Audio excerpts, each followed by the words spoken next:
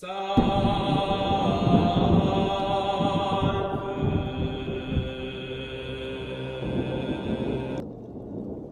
kwentong ito ay base sa tunay na karanasan. Itago na lang natin siya sa pangalang Merno. Walang insaktong taon. Bakulod. Itong mga panahon na ito, nasa edad 12 pa lamang itong si Merno at mula siya sa angkan ng mga antingerong mananabong sa lugar.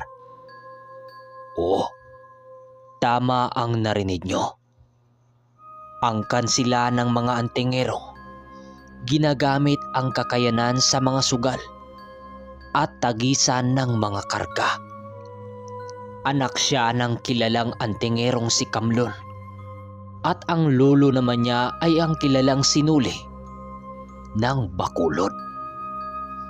Nagsimula ang mundo ni Merno sa mundo ng mga magsasabong noong nasa edad 12 pa lamang siya. Magaman nagmula siya sa angkan ng mga bunggaitang sabongero sa lugar, ay binigyan siya ng kalayaan ng mga magulang niya na mamili ng landas na kanyang tatahakin. Ngunit pinili ni Merno na sundan ang yapak ng lolo niyang sinuli at ang isa sa mga gamit na nakukuha niya ay ang mutya ng alitaptap. Hindi rin biro ang pinagdaanan nito bago niya nakuha ang mutyang yon. Gawa ng bata pa lamang siya ng mga panahong ito. Ngunit sa kabila ng kanyang edad, ay determinado siyang mapasakamay ang nasabing mutya. Hating gabi ng Biyernes Santo, umakyat siya ng bundok upang subukang kunin ang mutya ng alitaptap na mismong itlog nito. Bit-bit ang gulok na pinadasala ng tatay niya at naghintay siya ng tamang pagkakataon na lumabas ang alitaptap sa puno ng lawaan. Pagtapat ng 12:00 ng Biyernes Santo ng gabi, inakyat niya ang puno ng lawaan. Itinuro din ng lolo niya sa kanya ang paraan sa pagkuha ng mutya nito, at ito ay tinatawag sa pagitan ng bungad o ang paghingi ng pagpapayag mula sa mga nagbabantay sa punong yon. Nang nasa tuktok na siya ng puno, taimtim siyang nagdadasal at nasa 12:00 na yun ng gabi. Hinihiling niya na ipagkaloob sa kanya ang mutya ng ganong alitaptap na lumalabas ng gabing iyon. Matapos niyang magdasal, ay pilit niyang iwinasiwas ang kanyang hawak na gulok kung saan ang dulo nito ay may nakahandang sapyaw. Nang matapos ang ilang bisis na pagpuwasiwas, ay agad din siyang bumaba ng puno. Kasabay ng pagbaba niya ay ang pagliliwanag ng isang maliit na itlog na nakalagay sa ginawa niyang sapyaw na may dasal. Hindi pa man siya nakababa ng tuluyan, ay kinuha na niya ito gamit ang kanyang bibig. Nang kagat-kagat na niya ang itlog, inihanda niya ang kanyang gulok sa kadahilanang alam niyang mayroong mga elementong susubok na umagaw sa nakuha niyang mutya. At habang humahakbang siya papalayo ng puno, ay umuusal siya ng mga dasal ng pasasalamat sa pagbibigay sa kanyang pahintulot na kunin ang mutya. Nang makalayo na siya ng ilang mga dipa, agad siyang tumakbo habang ugom-ugom niya ang itlog ng alitaptap. Papasikat na ang araw nung dumating siya sa bahay ng mga magulang niya. Agad naman niyang nakasalubong ang tatay niya na nagpapatuka ng kanyang tandang habang bitbit ang isang mangkok na asin. "Merno! Bilisan mo! Pumasok ka na! May mga nakasunod sa'yo!" Sigaw ng tatay ni Merno na si Kamlon. Humahagos itong napaupo sa sahig nila habang nasa bibig pa rin ito ang itlog ng alitaptap. Binitawan lang niya ito nang sabihin ng tatay niya na pwede na niya itong bitawan. Laking gulat ni Merno dahil habang nag-uusap sila ng kanyang ama ay may naririnig siyang mga ingay sa labas ng bahay nila. Mga alulong ng aso, sigaw ng animoy matanda, at mga nakakatakot na tunog na hindi nakikita ng mga nilalang. "Oh, bakit parang takot na takot ka?" tanong ng kanyang tatay. Wala naman po, tay," tugon ni Merno. Ngunit sinisiguro ng ama niya na walang sinumang nilalang ang makapasok sa loob ng pamamahay nila sa kadahilanang protektado ito ng mga dasal at pangontra. "O siya, akin na muna ito nang siyang madadasalan natin at nang malaman kung karapat dapat ka ba sa mutya ng alitaptap na ito," wika ng tatay niya. Agad naman niya itong inabot sa kanyang ama, ang kanyang kagat-kagat na itlog. Habang tinititigan ito ng tatay niya, ay may inusal itong isang dasal hanggang sa binalatan ito ng tatay niya. Halos kasing laki lang ito ng itlog ng isang maya nang siyang ipinagtataka ni Merno. Nang mabalatan ito ng tatay niya, ay nakita nila ang isang hugis mata sa loob ng itlog. Sa sobrang linaw ng loob nito, animoy isa na itong kristal. Nanlulumo si Merno sa pag-aakalang hindi siya karapat-dapat sa mutya. Ngunit nabuhayan naman siya ng loob nang sabihin ng tatay niya na, "Tinanggap ka na ng mutya, anak. Binabati kita. Ngayon alagaan mo ito dahil gumagana ang mutya na ito sa lahat ng aspeto," wika ng tatay niya. Sa murang edad kasi ay talagang maloko itong si Merno. Madalas nakarinig ng sumbong ang tatay at nanay niya tungkol sa mga kalokohan nito.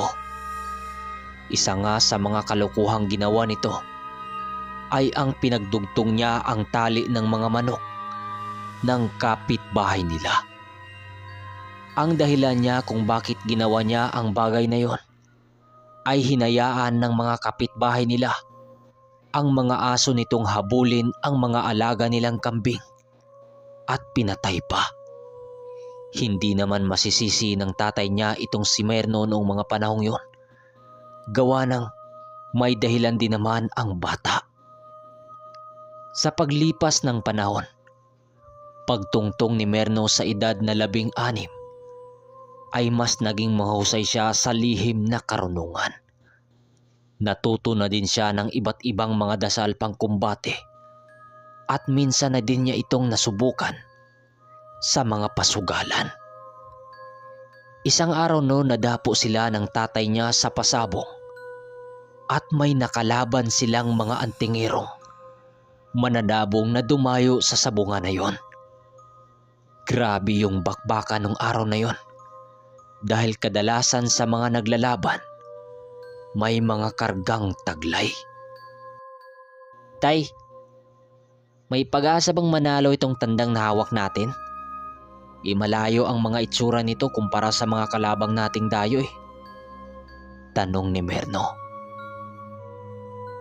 "Merno, bilang isang sabungero, hindi dapat ganyan ang tanong mo. Ang isipin mo ay kung paano mo sila matatalo. Lagi mong tatandaan na ang ganitong problema ay dapat mong hanapan ng solusyon at hindi lutasin ang isa pang problema. Tingnan mo yung mga tiyuhin mo. Mapamambabarang ay walang sinasanto. Wika ng tatay niya. Agad nitong inutusan si Merno na ihanda ang mga gagamitin nilang mga tari sa manok. Habang nagsasagawa ng tari ang tatay niya sa manok, matyaga siyang naghihintay sa bawat galaw nito. Hanggang sa napansin niya ang isang kakaibang insekto na gumagapang sa paa ng tatay niya. "Tay, ano yung gumagapang sa paa mo?" Wika ni Merno. "Yan ang inutusan ng mga kalaban natin upang sipatin ang mga sikreto natin. Pero kahit anong gawin ng may-ari niyan, hindi niya malalaman kung ano ang ginagamit nating mga dasal o mutya." Wika ng tatay niya. Matapos nitong makapagsalita, hinayaan lang naman ito ng ama niya. At nang matapos na ang pagkabit dito ng tari, doon pa lamang ito inusisa ng ama niya ang nakita nilang alakdang insekto. Hindi ito pagmamay-ari ng mga antingero, kundi inutusan ito ng mga barang na nandito. Wika ng ama niya. Agad nitong kinuha ang insekto at kaagad tiningnan ang mga paa nito. Agad naman itong nakumpirma ng ama niya na inutusan nga ito ng mga mambabarang na naroon sa sabungang yon, sa kadahilanang may nakataling sinulid sa paa ng insekto at nababalot na ito ng dugo na nangunguhulugan na ang insektong yon ay nagmula na sa katawan ng mga manok na nadali ng mambabarang. Ibig sabihin, marami nang natalo ang mambabarang na nasa paligid nila. Agad isinilid ni Merno ang insektong yon sa isang garapon at sinabihan si Merno ng kanyang ama na bantayang maigi ang ilan nilang mga manok. Dahil sa pamagitan nun ay mahulaan nila kung sino ang mambabarang na nasa kanilang paligid. Makalipas ang ilang mga minuto, nasa loob na ng ruweda ang tatay niya. Maigi naman itong pinagmasdan ni Merno upang sipatin ang mga kalaban ng ama niya. Sa sandaling nakita ni Merno ang maging katapat ng itay niya, alam na niya na ito na ang mambabarang na kanilang tinitiktikan kanina. Nakangisi itong nakatitig sa ama niya na para bang may gagawing hindi kaaya-aya. "Ikarga mo na ang lahat na nakalap mo sa gubat, Kamlon. Sabi ko na nga ba? Ikaw na naman ang nakahuli sa alaga ko. Uwi ka ngayong walang dalang manok kahit ni isa." Wika ng mambabarang na nakatapat ng itay niya. "Sige, para magkaalaman na tayo," sagot naman ng ama niya. "Matagal na ba yung alitan niyo, Kamlon? Baka hanggang dito hindi ka pa rin makakabawi." Pang-asar naman ng sentensyador ng sabungan.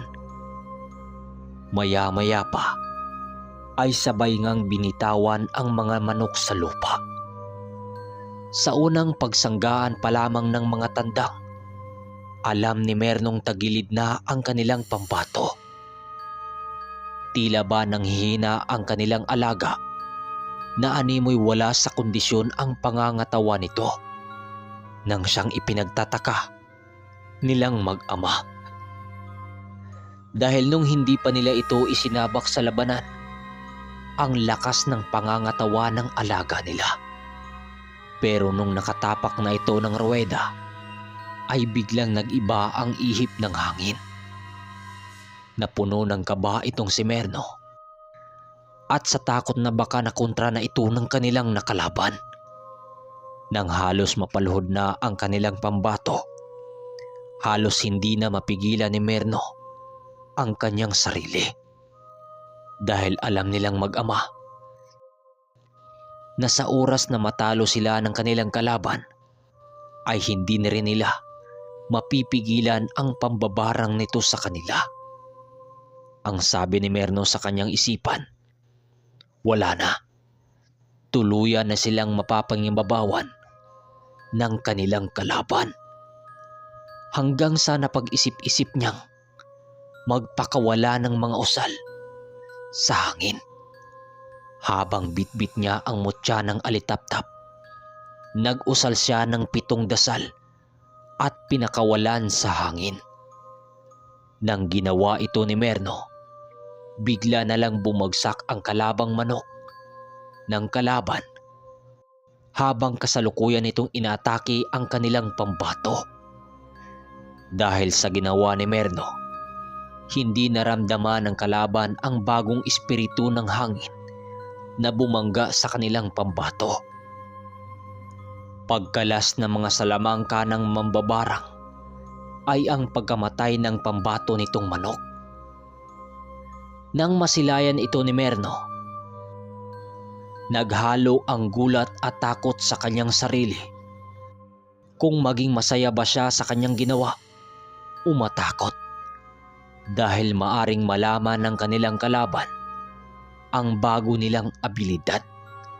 Paglabas ng ama niya sa ruweda ay nagulat naman itong si Merno sa sinabi ng kanyang ama. Alam kong nakikialam ka sa labanang yon, Merno. Hindi mo dapat ginawa yon. Dahil maaring matiktikan ng mga kalaban natin ang taglay-taglay mo. Sana lang may taglay na pambulag yang tangan mo. Dahil kung hindi, pareho tayong mapapahamak. Kaya ko namang talunin yun eh. Sinadya ko lamang na pinatagal ang laban. Oh, okay. Hanggang dito na muna mga kaermitanyo. At isusunod din natin ang finale nito o part 2. Grabe no? Hindi pa nga tapos yung birtud ng bubuyog natin. May kwento ulit itong mga apo niya o mga anak ni Lolo Noli, di ba? Naririnig nyo. So grabe din yung tangan nitong batang to eh. Ito si Merno, di ba? Tsaka yung ama niya. Napakagaling. Susundan natin yung part 2 nito o finale hanggang sa pagbabalik ng ermitanyo.